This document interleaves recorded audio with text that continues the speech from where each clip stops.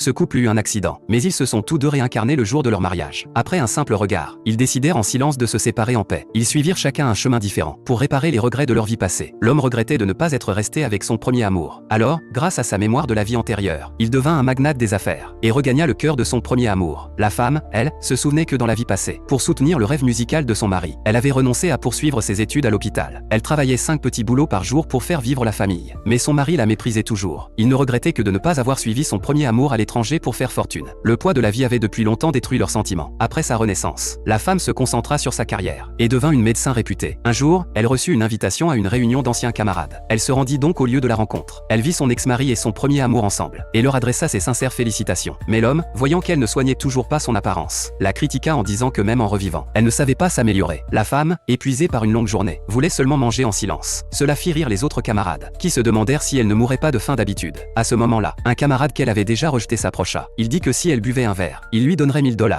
Elle refusa. Le camarade, furieux, l'attrapa, et dit qu'avec une vie si misérable, elle osait encore le repousser. Il voulut la forcer à boire. La seconde d'après, l'homme prit le verre et le renversa sur le visage du camarade. Il l'avertit de respecter les règles. C'était une réunion de classe, pas un endroit pour ses abus. Il méprisait la faiblesse de son ex-femme. Il pensait qu'elle devait être trop pauvre, pour avoir perdu toute confiance en elle. Alors, il lui tendit un chèque, et lui dit de bien prendre soin d'elle à l'avenir. La femme refusa de le prendre, et dit qu'elle n'acceptait jamais les cadeaux d'étrangers. Elle affirma devant tout le monde qu'elle n'était pas pauvre, et qu'elle ne recevrait jamais d'aumône. À ce moment-là, le fils d'un riche entra dans la salle. Tout le monde repoussa aussitôt la femme, et se précipita pour flatter le fils du riche. Mais les gardes du corps de celui-ci les chassèrent. Avant de partir, on demanda au petit garçon ce qu'il voulait manger. Mais il repoussa la main, et courut directement vers la femme qui se tenait derrière. Il la serra fort dans ses bras, et l'appela maman.